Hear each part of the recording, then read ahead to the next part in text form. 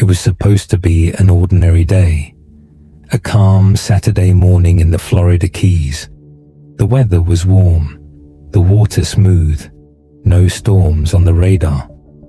At 10:06 a.m., Daniel Wright and his 11-year-old daughter, Maya, untied the ropes of their sailboat, the Wind Whisper, from the marina dock and pushed off into open water. They waved to the marina staff as they drifted out of sight.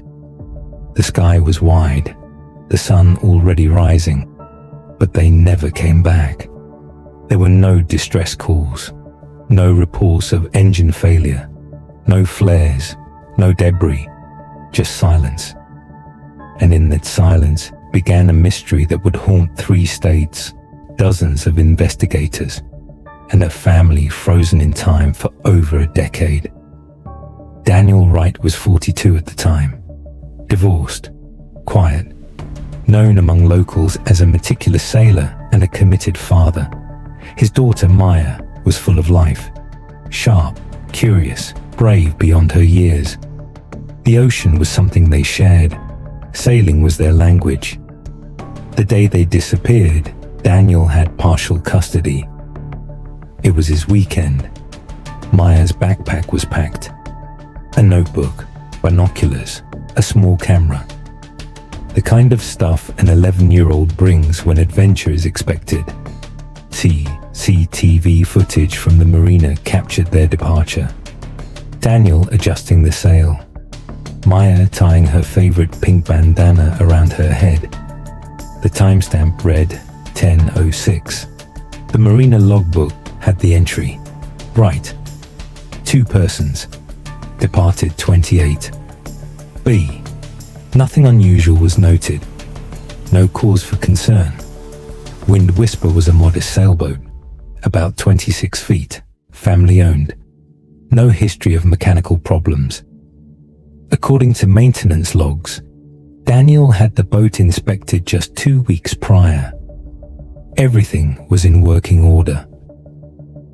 That evening, when Daniel and Maya didn't return, no one panicked immediately. Day sails often stretched into overnights, but by the following morning, with no contact and no sign of the vessel, the Coast Guard was alerted. A missing person report was filed, and what started as a simple welfare check quickly turned into a multi-agency search. Boats scoured miles of ocean. Helicopters hovered over the Gulf and the Atlantic sides. Divers explored coves and underwater formations. Drones mapped the coastlines. Nothing. The Wind Whisper had vanished. No mayday, no oil slick, no broken hull, no sails adrift. It was as if the sea had swallowed them whole and sealed the surface behind them. By the end of the second week, the official line was that they were presumed lost at sea. A tragic accident, a painful headline, and for most people, life moved on. But for Eleanor Wright, Daniel's mother, Maya's grandmother, something didn't sit right. She didn't believe in ghosts, but she believed in instinct, and hers told her they were still out there. She just couldn't prove it. Not yet. In the weeks after the disappearance, media attention surged. Eleanor Wright sat in her small living room in Clearwater, Florida, watching her son and granddaughter's photos circulate through every news station. But for all the attention, there were no answers, just looping coverage of the same questions. Was it an accident? A storm no one detected? A hijacking? Theories range from tragic miscalculation to something deliberate. Daniel's ex-wife Lynn struggled with the loss. Her interviews revealed the painful ambiguity of grief without closure. She admitted to frustrations with Daniel, but none that made her believe he'd flee. He loved Maya, she told reporters. He loved that boat but he loved being her father more. The marina was questioned again. No missing equipment. No witnesses saw anything unusual. No other boats reported distress in the area. The Coast Guard scaled back operations after 2 weeks. Dive teams moved on. The official report noted weather calm, equipment functioning, no signs of sabotage. The assumption, a sudden accident at sea. After 18 months, the police reclassified the case as presumed dead. But Eleanor couldn't move on. Her house slowly turned into an archive. Boxes of clippings, copies of police reports, a map of the Florida coast with pins and strings. She kept a journal. Every tip, every rumor, every inconsistency. She told local media, "I don't care what the paperwork says. I know they're not gone, not both of them." Insurance companies began asking questions. Daniel's life insurance, nearly $400,000, was delayed due to the lack of a body. After the 18-month presumption of death, it was finally processed. But rumors circulated that Eleanor refused her share. Then there was the matter of the Wind Whisper. While the registration remained in Daniel's name, the boat had vanished. Without the boat, some believed it was simply lost at sea. Others weren't so sure. Sailing friends were interviewed. A few remembered Daniel talking about long voyages, even joking about disappearing to the Caribbean. But no one thought he was serious. Neighbors recalled seeing Daniel pack the day before the trip. He loaded more than usual, they said. Food, gear, water. But they assumed it was a regular overnight sail. A year passed. Then, too, the Wrights became another face on the missing persons wall. Another family tragedy too old to chase and too unresolved to forget. But for Eleanor, time was irrelevant. Her search was just beginning. There were no more press conferences, no more new tips. For most people, the case was over. But for Eleanor Wright, it never stopped, not even for a day. The silence became her investigation. She pored over every old sailing map, traced ocean currents with a pencil across laminated charts. She joined forums, messaged other missing persons' families, and made a habit of calling marinas from Florida to the Caribbean once a week. She compiled every report, official and unofficial, kept every email, interviewed old friends and estranged cousins. She knocked on doors and left handwritten letters when no one answered. She did what the police had stopped doing. She kept asking.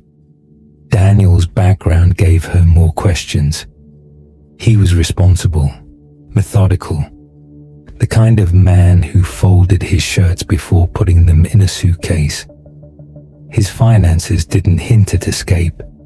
No sudden transfers, no hidden accounts. His passport hadn't been flagged, but Eleanor didn't believe the truth would come from spreadsheets. Maya's school counselor gave her something else, a final memory. Maya had drawn a picture days before the trip, a boat, a bird, a heart with wings, and under it she wrote, "Me and Dad. Adventure." The counselor didn't read much into it, but Eleanor did. Years passed, 4, then 7, then 10, each one eroding the names from headlines, but not from her mind. Then, in 2019, something happened. It was 2:13 a.m. when Eleanor received an email. No subject line, no sender name, just a short message. "You're looking in the wrong ocean." She sat at her desk staring at the screen, her hands trembling. The sender's IP was untraceable. The message had no attachments, no follow-up. It became the most important lead she had received in nearly a decade. She printed it, framed it, stared at it every morning with a fresh pot of coffee. Because even if it was a hoax, even if it came from someone playing games, it confirmed one thing. Someone out there knew. It wasn't much. A single line in a report few people ever read. But to Eleanor Wright, it was everything. In mid-2020, buried inside a maritime shipping log obtained through a Freedom of Information Act request, a crewman aboard a cargo ship traveling between San Juan and Santo Domingo noted something odd. A small sailboat spotted roughly 40 nautical miles off the north coast of the Dominican Republic. The vessel had no radio ID, no visible registration. It was unresponsive to hails, but it was intact, and it matched the color and shape of the Wind Whisper. The date? 8 months after Daniel and Maya vanished. It was the first tangible clue in nearly a decade. A possible sighting of the boat. Not wreckage, not debris. A boat sailing.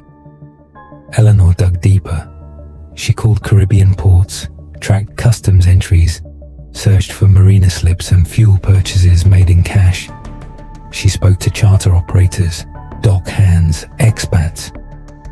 One name came up repeatedly: La Romana, a modest port town, quiet, not heavily patrolled, a place where people could easily pass through unnoticed. She flew there in February 2021. The heat clung to her like a warning, but she moved through it, talking to anyone who would listen. At a small store by the docks, she met a woman named Isadora.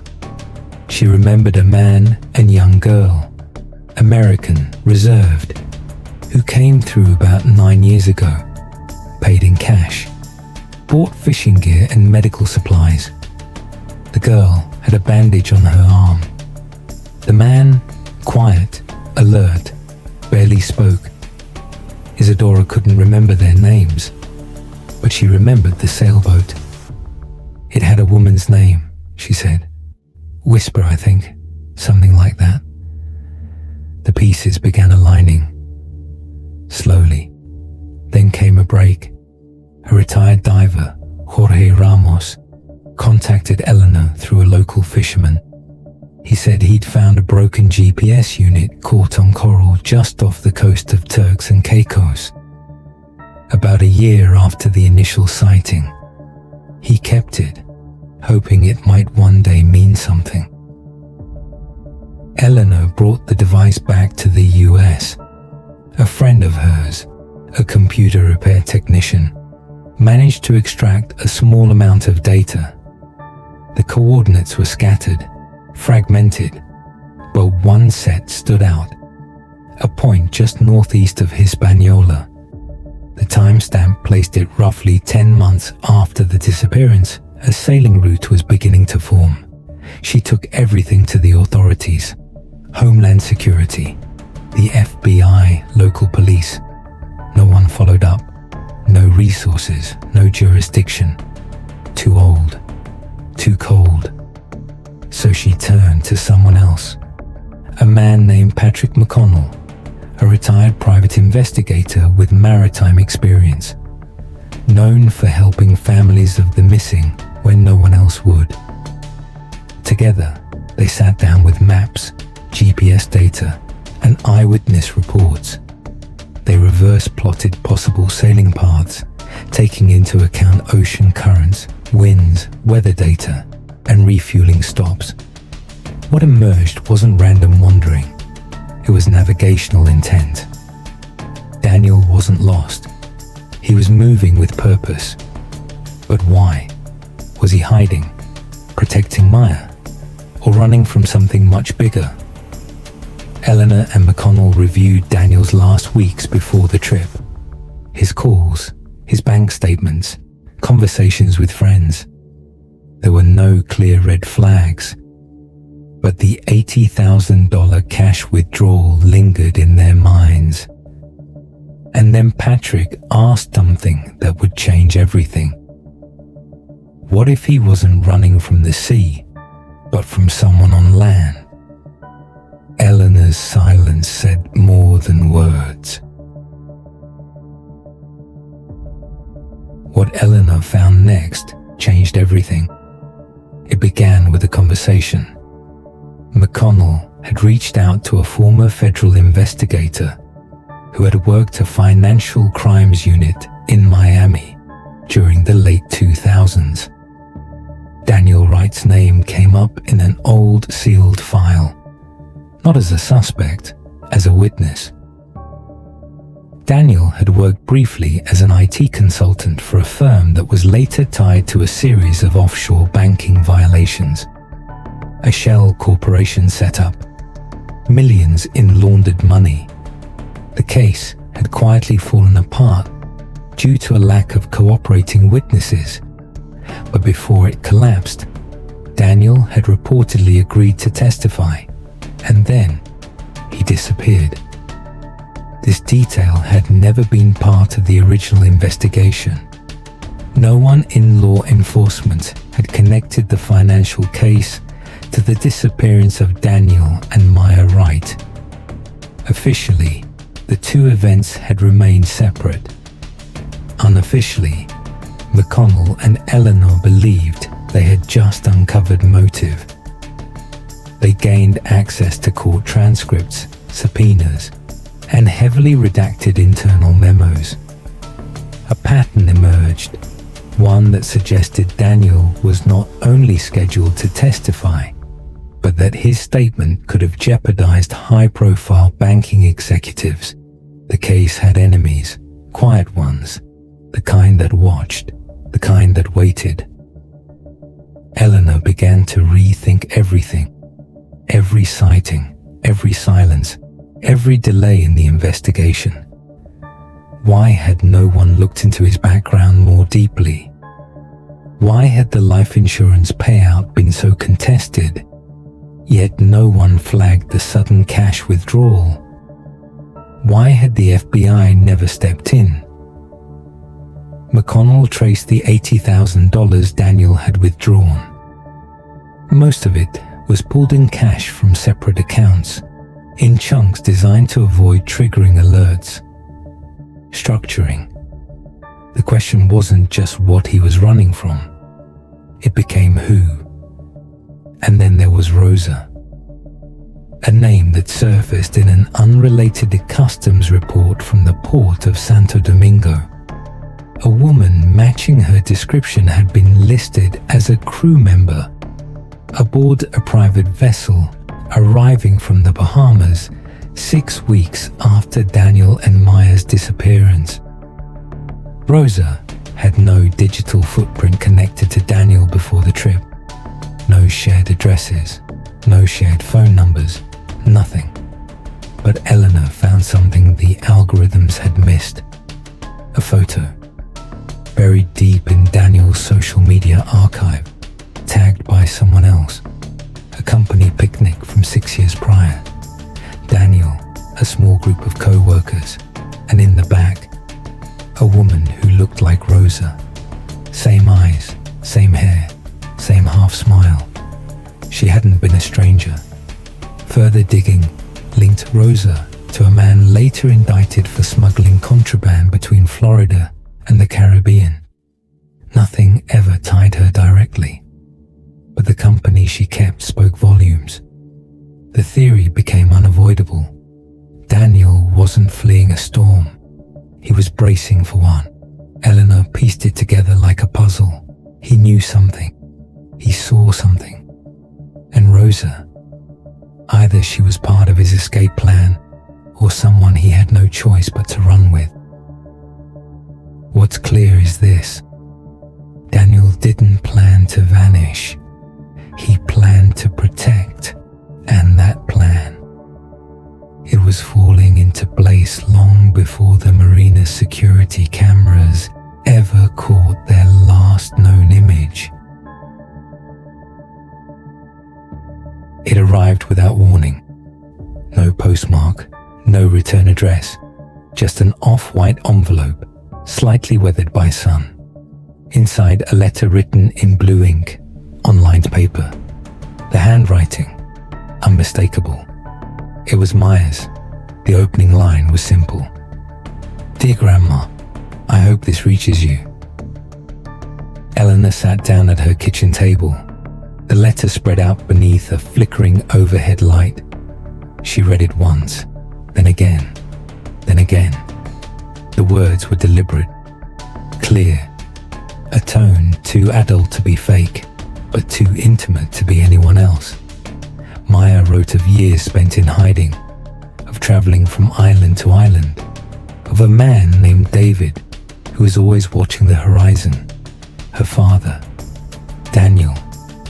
She wrote that he grew sick in 2015, something they couldn't treat, somewhere they couldn't leave. She said he died holding her hand. He asked her not to come home, said it wasn't safe, not for either of them. Maya had stayed hidden, changed her name, took jobs for cash, read books, watched the world from the edges. She said she missed her real name.